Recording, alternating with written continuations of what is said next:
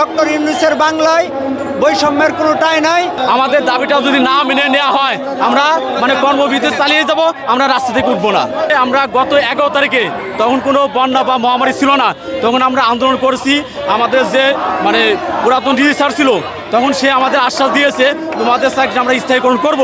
কিন্তু আজ হচ্ছে 25 তারিখ, এর মধ্যে আমাদের নতুন ডিজি স্যার আসছে, তিনি আমাদের সমন্বয়ক আছে 19 জন, তিনি এখনও আমাদের সমন্বয়ের সাথে কথা বলে নাই, আমাদের আশ্বাস দেয় নাই।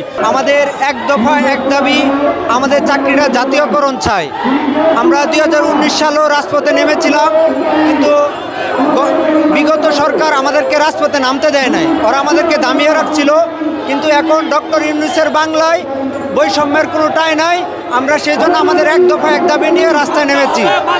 আপনারা জানেন যে সারা বাংলাদেশে আনসারদের 24টা ট্রেড আছে, এর মধ্যে 23টা ট্রেড সরকারিকরণ করা হয়েছে। আমাদেরটা কেন বাকি থাকবে? সারা বাংলাদেশের বৈষম্যের আমরা কত শিকার হব, আমরা কত নির্যাতিত হব। দেখেন আমাদের আনসার কোথায় নেই, সারা বাংলাদেশের গণভবন থেকে শুরু করে কেপিআই, বন্দর, ট্রাফিক সব কিছু আমরা কন্ট্রোল করেছি। আপনারা জানেন বিগত কিছুদিন আগে বাংলাদেশ পুলিশ কর্মবিরতি নিয়েছিল, সেই জায়গায় আমরা ট্রাফিক ডিউটি করেছি। দেশের প্রত্যেকটা দুর্যোগে আমরা মোকাবেলা করেছি। আপনারা জানেন এখন বন্যার্তদের পাশে আমরা 2,90,80,000 টাকা দান করেছি। আমরা অনেকবার আমাদের স্যারদের কাছে, অফিসের কাছে বলার চেষ্টা করছি, তারা আমাদের চাকরি ভয় দেখাচ্ছে, যদি তোমরা আন্দোলন করো তাহলে তোমাদের ব্ল্যাক লিস্ট করা হবে, ফ্রিজ করা হবে, তোমাদের চাকরি থেকে বহিষ্কার হবে, এ ধরনের আমাদের ভয়ভীতি দেখানো হয়েছে। এই বন্যার্তদের পাশে আমাদের কাজ চলমান আছে। আপনারা এটাও জানেন আমরা বন্যার্তদের পাশে একটা অনুদানও দিয়েছি এবং আমাদের উদ্ধার কাজও চলমান।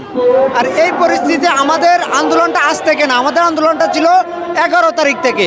সেই জায়গাটা আমাদেরকে আশ্বাস দিতে দিতে আজকে 25 তারিখ পর্যন্ত নিয়ে আসছে। আমরা 11 তারিখ আন্দোলন দেওয়ার পরে আমাদের ডিজি মহোদয়ের কথায় আমরা আন্দোলনটা স্থগিত করেছিলাম। পরবর্তীতে যখন আমাদের আন্দোলনের তারা দাবিগুলো মেনে না নেয়, এই কারণে আমরা আজকে সমাবেশ আয়োজন করেছি। একই সাথে আমাদের উদ্ধার কাজ চলমান। আমাদের এই বন্যার্ত উদ্ধার কাজ করতে গিয়ে আমাদের এক ভাই শহীদ হয়েছে। তাহলে আমরা যদি দেশের জন্য এত কিছু করতে পারি, তাহলে আমরা কেন বৈষম্যের শিকার হব, নির্যাতনের শিকার হব? আপনারা যারা দেশ চালাচ্ছেন, আপনাদের কাছে আমাদের বিনীত অনুরোধ, আপনারা আমাদেরকে সংবিধান দেখান না, আমাদের জন্য সংবিধান তৈরি করুন। আমাদের দাবি এক দফা এক দাবি, আপনারা জাতীয়করণ করুন।